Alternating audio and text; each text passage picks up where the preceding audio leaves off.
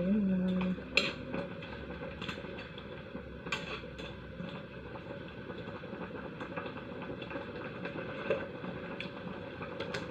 Ito yung tuloy ng asin.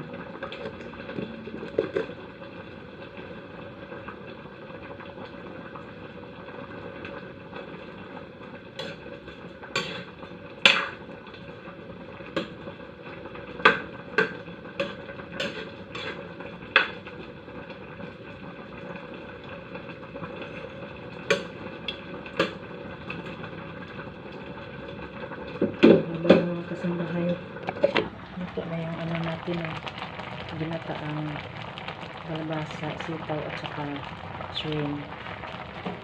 Yummy yummy. Bye bye. Support my channel. Subscribe please. Habang nanonood kayo, tulungan niyo po ako. Thank you.